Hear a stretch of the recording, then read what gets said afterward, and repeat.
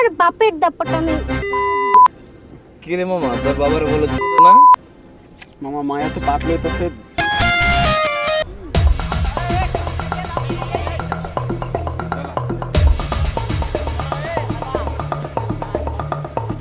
কি রে মামা, তোর এলাকায় আইলাম, কোনো পাখিটা কি দেখলাম না।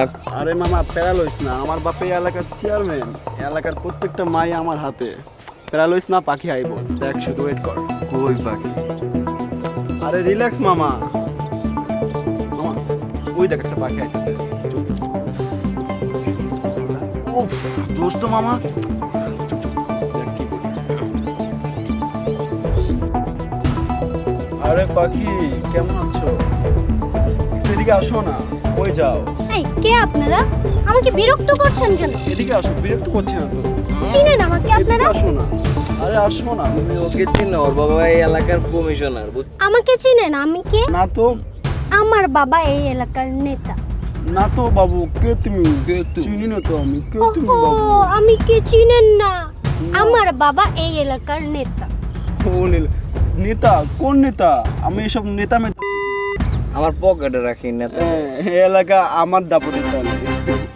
তোমার বাপের দাপট আমি কি রে মামা, তোর বাবার বলে চুদ না? মামা মায়া তো পাট লইতেছে।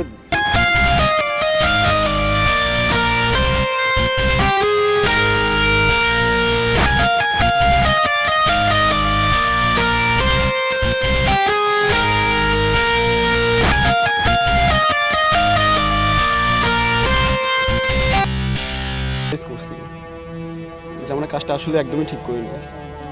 ক্ষমতার দাপটে আমরা কত কিছুই করে ফেলি, কিন্তু দিন শেষে ভুলে যায় যে আমাদের প্রত্যেকের ঘরে মা বোন আছে। ও তো কারো না কারো বোন, কারো না কারো সন্তান। কাজটা আমরা একদমই ঠিক করিনি।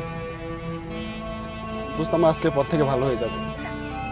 আমরা আল্লাহর কাছে ক্ষমা চাইয়ে নিলে আল্লাহ অবশ্যই আমাদের ক্ষমা করে দিবেন। আর আমি চাইবো তোরাও যেন ভালো হয়ে যায়। আর দোস্ত শোন, এখানে আমাদের বেশিক্ষণ থাকা যাবে না, কারণ আমরা যে কাহিনীটা করছি বুঝেছি তো, যখন তখন পুলিশ চলে আসতে পারে, আর তখন অকারেন্স হয়ে যেতে পারে একটা। চল দোস্ত, ঠিক বলছ দোস্ত।